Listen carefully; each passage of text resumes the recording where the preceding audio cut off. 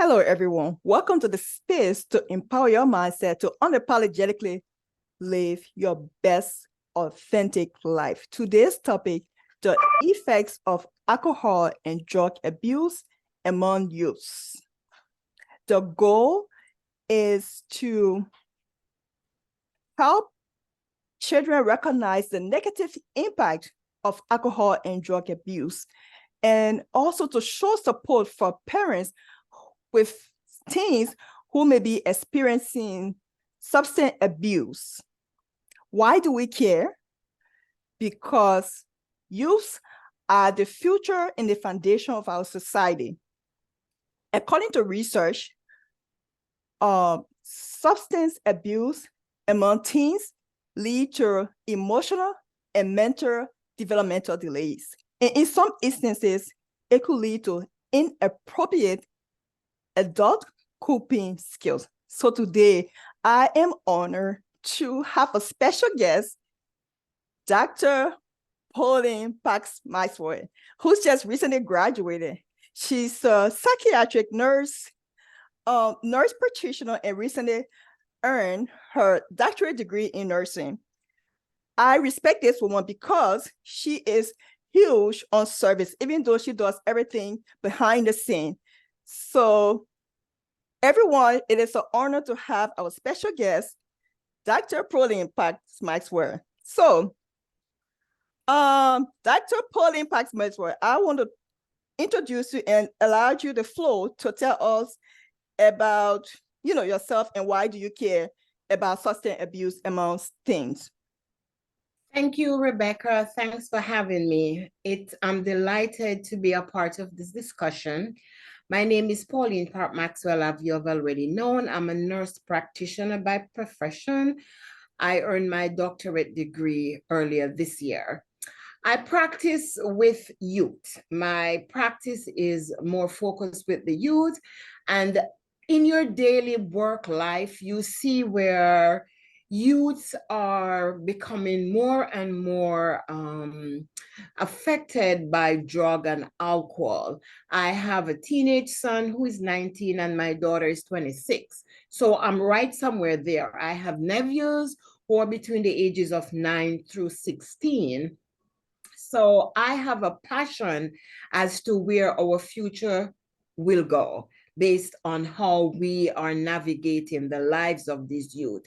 So I am delighted to be a part of this discussion to enlighten parents, guardians, friends, and families how we can help to make our future society what it should be. Thank you. Thank you, Pauline. I really appreciate that because we are in this together. So this whole discussion is not about being judgmental. It's just really trying to dig deeper into the root cause of a situation and see what can we do as a community, as parents, and then, and just show that support for our community and our youth. Because as we already said, we know that what we plan today will be the reflection of our society. So we want to make sure we're planting the right seeds with our youth because they're going to be a reflection of the adults that we have in society.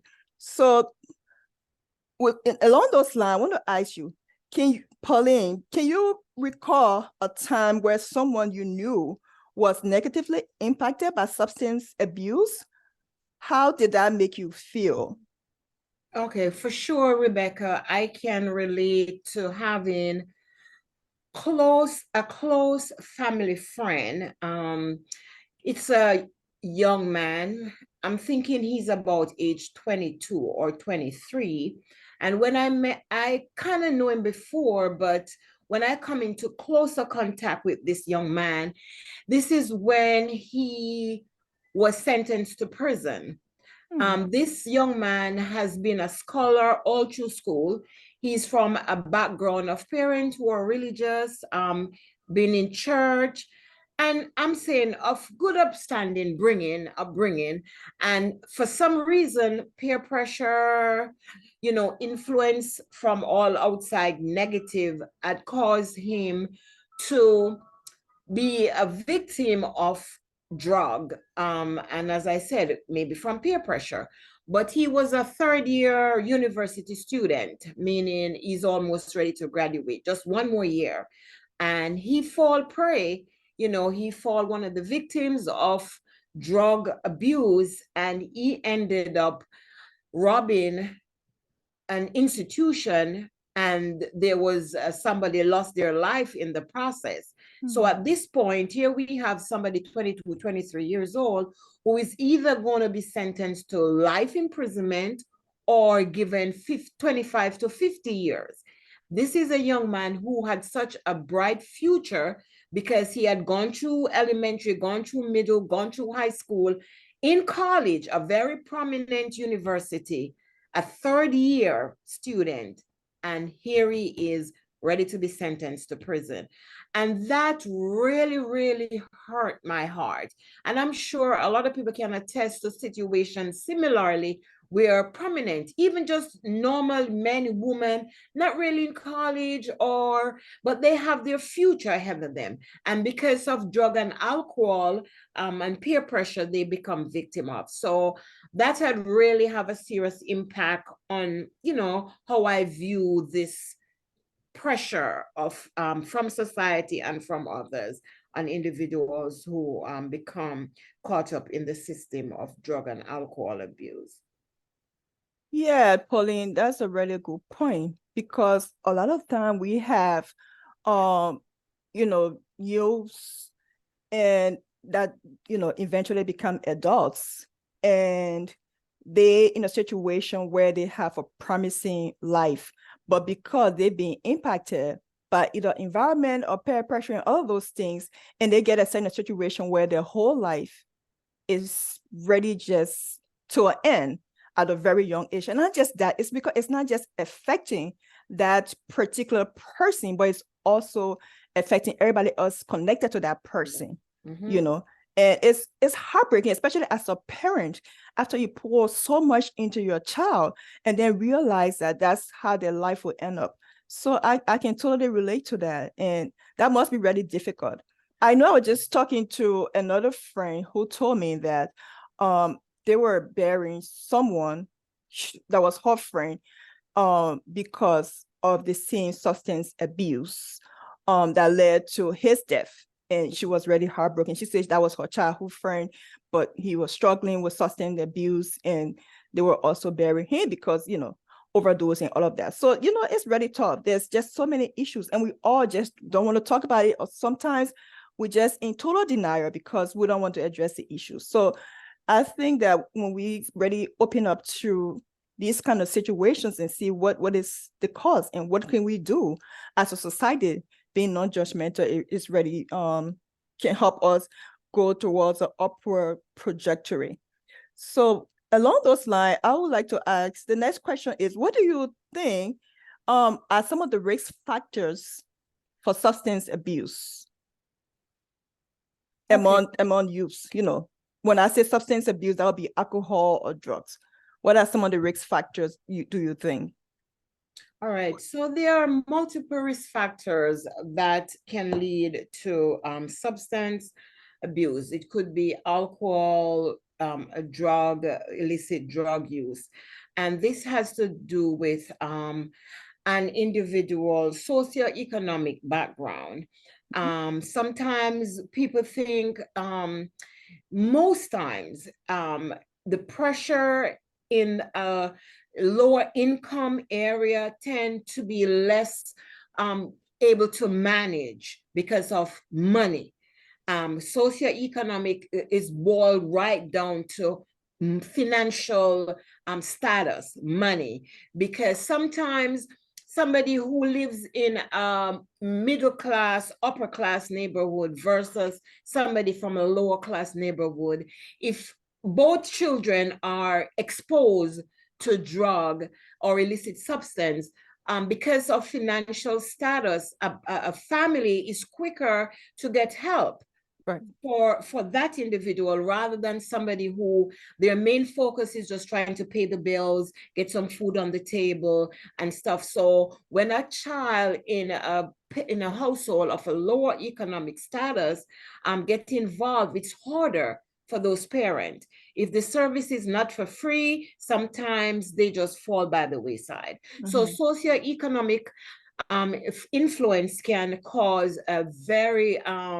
damaging effect on how these young adults and teens are able to get help. Also, peer pressure. Peer pressure is so significant in the schools. It doesn't matter what their socioeconomic background is. Peer pressure has caused a lot of children, youth, teens, young adults to lose their focus because they want to be a part of the crowd, they want to fit in, and this is a part of their growth and development, their sense of belonging. And each time they go through the growth and development different stages, they gravitate to different things. So that is a part of their growth and development. You cannot take that from them, but they need to be guided, from the pressure. They need to be reminded. And that's how, as parent, caregivers, loved one, and families, we can afford to help these young individuals and how to cope. Another thing is just being aware of what the risk factors, the education, not in terms of their academic status, but is being awareness. Do they know the consequence when they try to use drug, that there's no turning back? Are they aware? So education in terms of awareness, it's not as publicized as we would want it to be, because sometimes, even as parents, how many times do we sit these children and talk to them about what are the circumstances, how detrimental it is to stay away. So I would say those are some prominent risk factors that is at the front of my mind as Yeah, absolutely. individuals get in. Right. Absolutely. You are so right. And I really like the great points that you make about the social economic status. Like you said, and I know that for sure, I have lived that, and I see, like, in the affluent neighborhood, the children, they are exposed to harder cold drugs, but because they have the support, their parents can cover up and give them that support. Whereas in the lower neighborhood, social economic status, those kids are more susceptible to other risk factors, delinquency, and all of those, because they don't have this support. And like you said, education is huge. The reason why I also agree with you that education is huge, because sometimes the belief is, oh, this is just going to make me popular, or it's just, it's not harmful.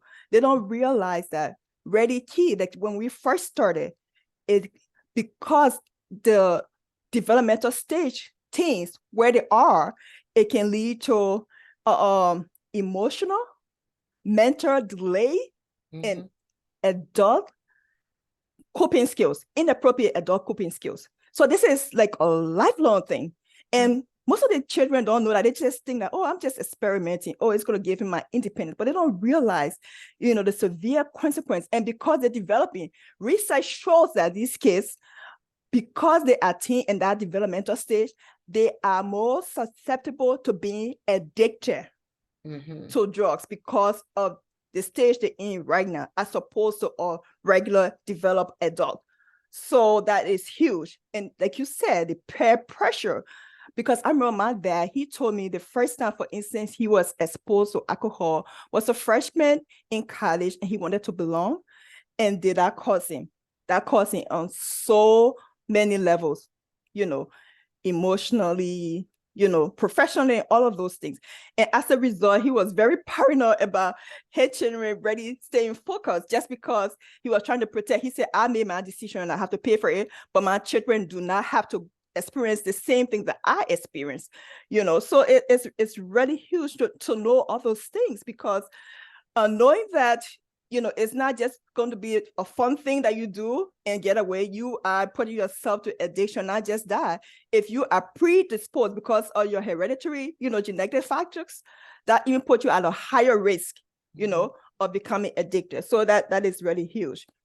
The next question that I would like to ask would be that what are some of the behavior issues associated with alcohol and drug abuse among teens?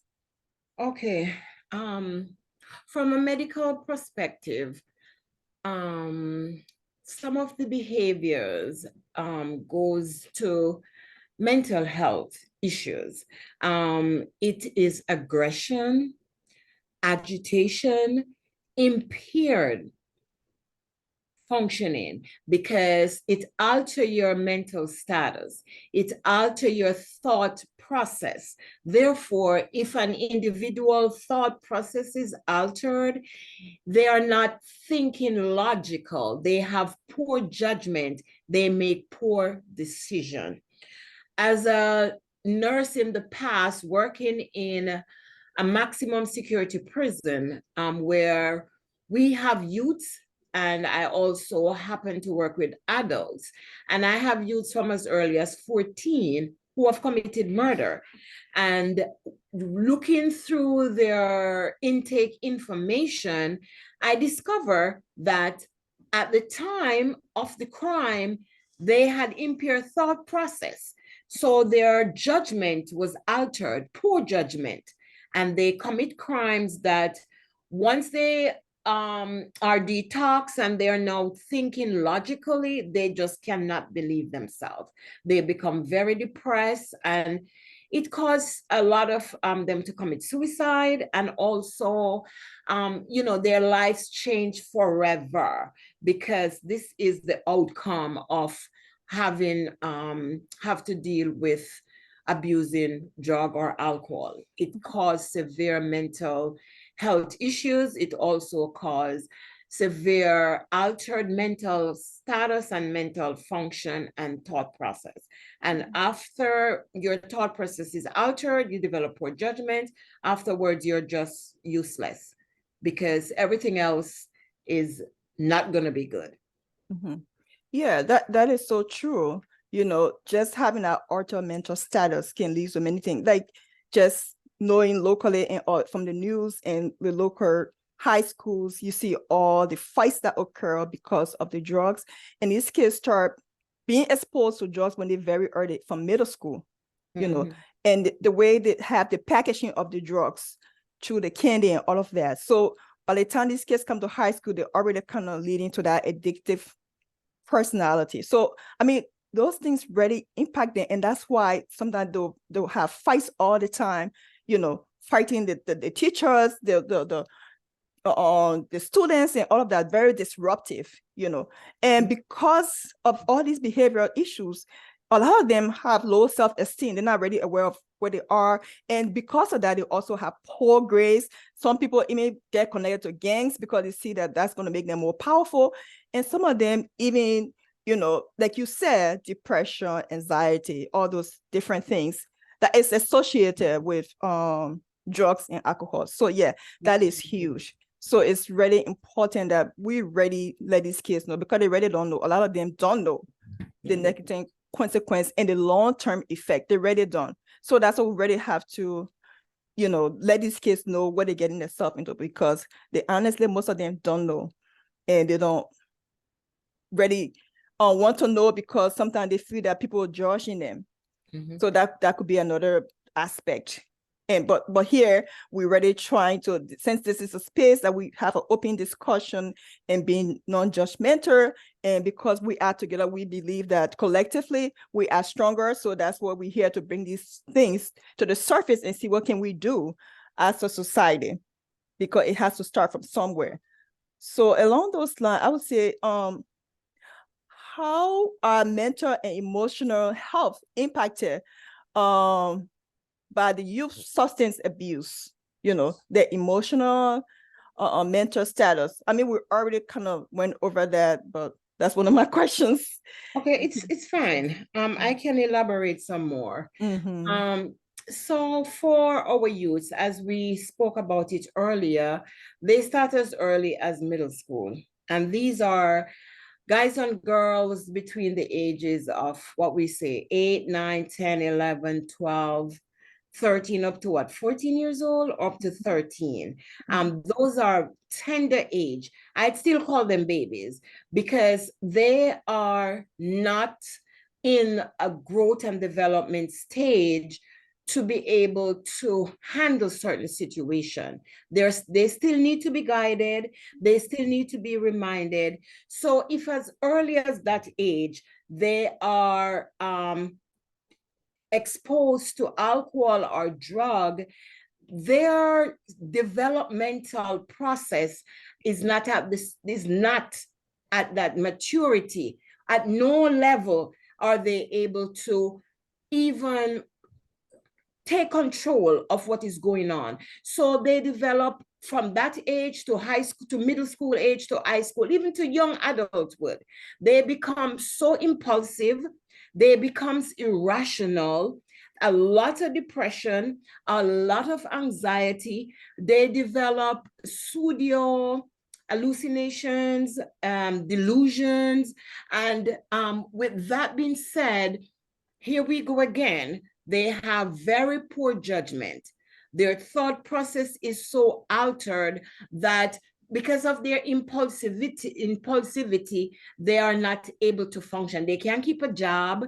They cannot focus in school. They lose their own future, their focus of their future because of their altered state. Because when the chemical in the brain become imbalanced because of abuse from narcotics or whatever substance or alcohol, it's very hard to allow an equilibrium to take place. Sometimes it never comes back. And these individuals, young people grown up to be adults, and they are not contributing to society because they are not in the space to be able to. They cannot think and act and behave like logic normal persons contributing to society. So it is very important to allow our youth from as early as possible to be educated of the influence and the outcome of drug abuse and show them examples of what can happen, because it not only altered their mental status, it altered their life and Right. a living forever. That's what Right. it does, changes your entire life. Right. Mhm. Yeah, Pauline, you are absolutely right. And sometimes these kids, they don't know how much. And it's ready, we need to be ready to be patient and stop pointing fingers. Is that person child or is that family? It could be anyone. Anybody. Just because knowledge, ignorance is not bliss. You know, so being ready, aware, and helping these kids understand what's going to happen to them for life. Like you said, Pauline, for life, that life will be dramatically changed. And not just that, how about the financial burden on the families? How about the emotional stress on the family? You know, it's just so much. And the depression, you know, the ongoing support that has to be, and it usually don't work because they'll go right back to the same abuse. And they don't even know because of the substance they're abusing, whether it's alcohol or drug, is causing that. And they think that it's something else. And sometimes they misled to believe that when they use alcohol and drugs, it's going to help them be on top of the world and it's going to make their situation better, which is, as you all know, they're just misinforming them because that is not the reality. And that, you know, like you said, lead to suicide, attempts, suicides, and withdrawing, all of those things. So it is very important that we help these kids to understand what exactly they're getting into. In the final analysis, what you decide to do as an individual is totally up to you. And I tell my kids the same thing. I say, I gave you enough information, and what you decide to do with your life is totally up to you. But you can't say, I don't know, you know, and that's what we have to do. We can't just leave them in the dark and expect them to know if we're not telling them, if we're not putting them in the right environment either.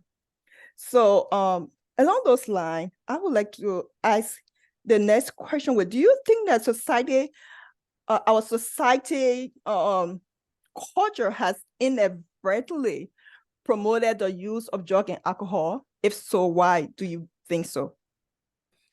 Okay, so society shapes our children. Society help to shape our children. So as, for example, individuals who are 30s, 40s, 50s, 60s, 70s, 80s, I'm going to take it as far as to that age group.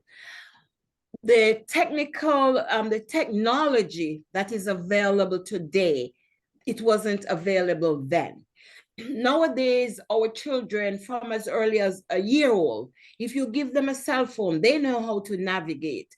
A 2-year-old can navigate the cell phone and go on that phone and find their little cartoons and whatever they. Same here.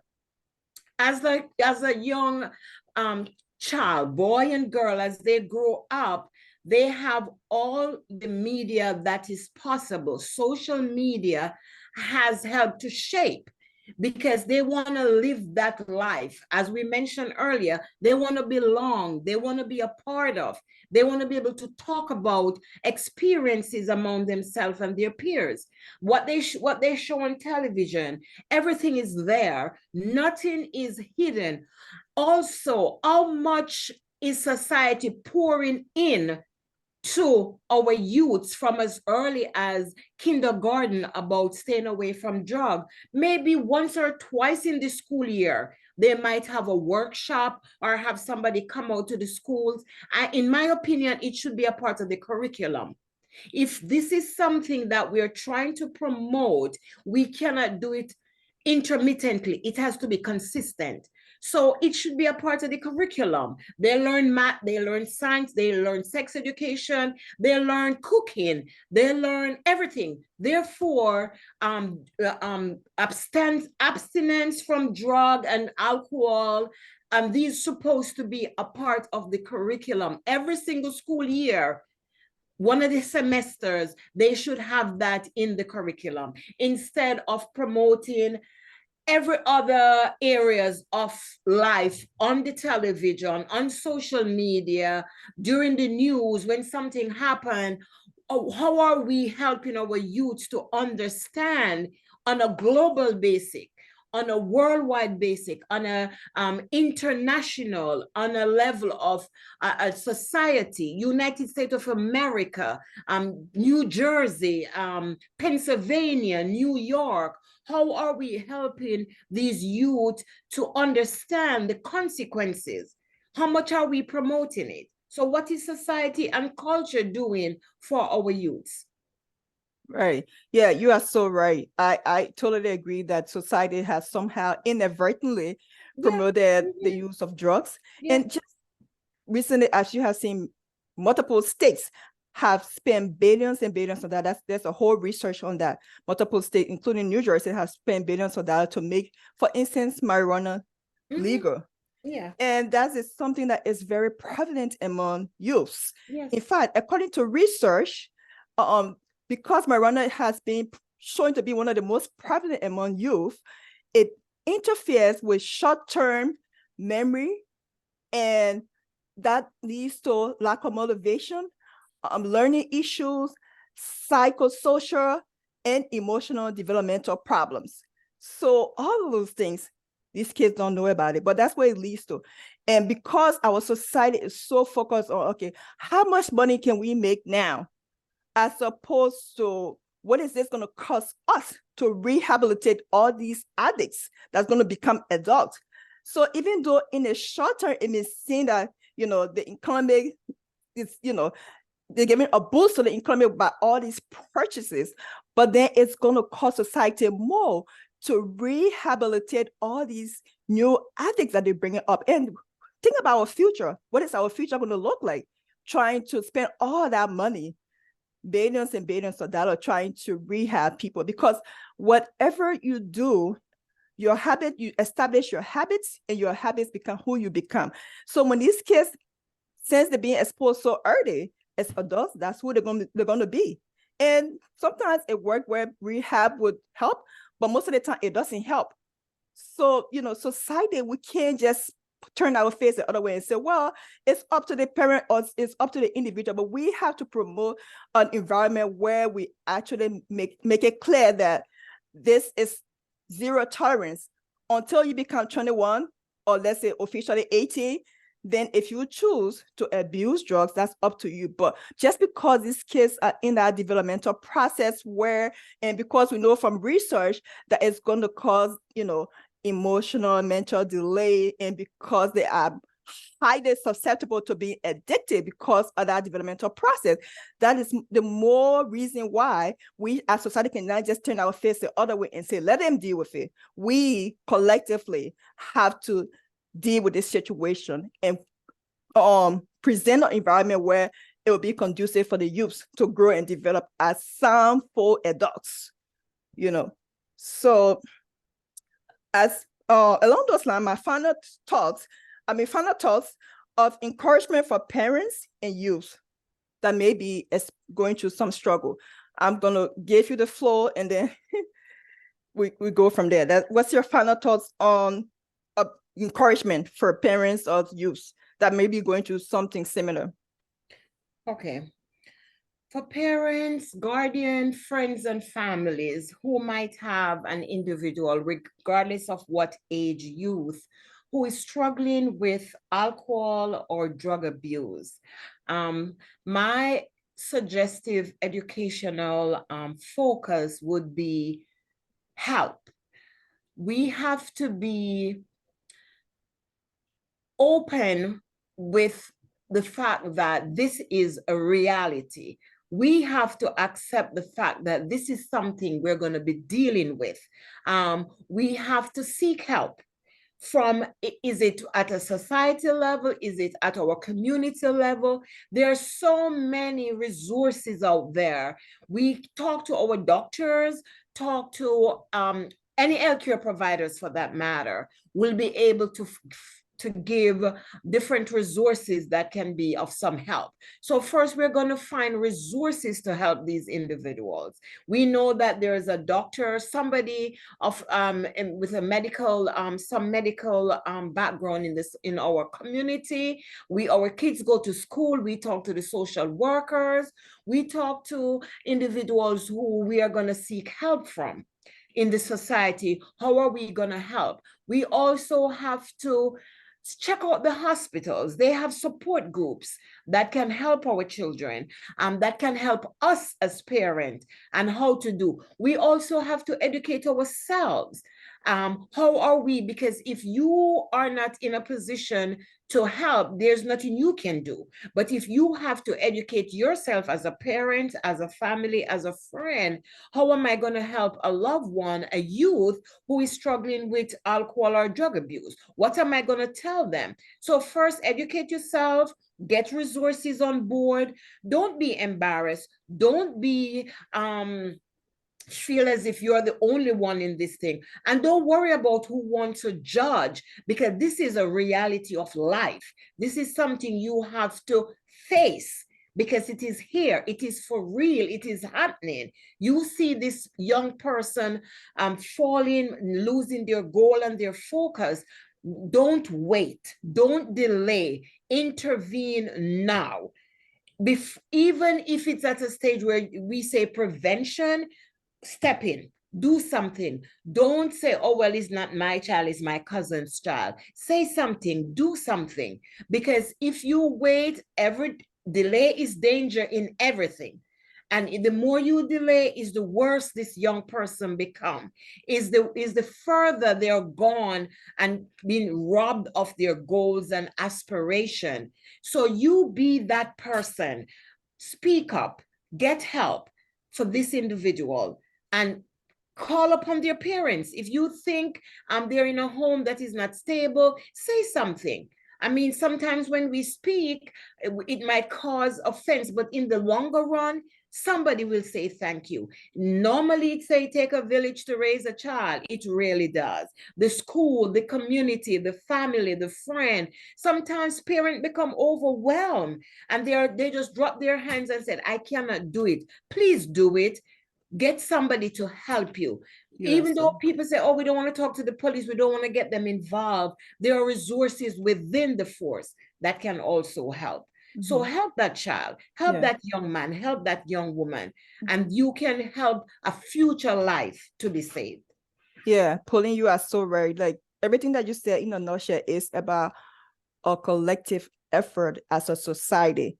I would like to quote President Roosevelt when he said, "No one cares how much you know until they know how much you care." So it's very important, like what Pauline said, that we should have show genuine care. I think in addition to that, unconditional love, being non-judgmental, help team really understand the belief of the negative consequence as opposed to misinforming them that this is something that's going to put them on top of the world. Because the alternative is something that's going to be life changing in the downward trajectory. And just for you all to know, according to research, the National Center for Drug and Alcohol Statistics reports that 62% of teens in 12th grade have abused drugs. 61% of drug use increased among 8th graders, and 88% of youth reported using marijuana. As we already said, marijuana is something that leads to short-term memory loss. When you see your kids now remember, even though they're very young, that's because of the effects of marijuana. So it is very important. Stop judging, show love. Is a collective, as Pauline said, it's a collective process. We have to come together, see the root of the problem, because this is our future. What we plant today, the seeds, that's the reflection of the adults that we have. So the time is now for us to work together collectively and resolve these issues. So we are here to support for the parents and the children to make this a process that will help our community and help us be better. So that's pretty much it for today. Thank you all for listening. And please put your comments below. Let us know what you think and what are some other things that you think we should consider or what we can do to help. Until then, we'll see you. Goodbye.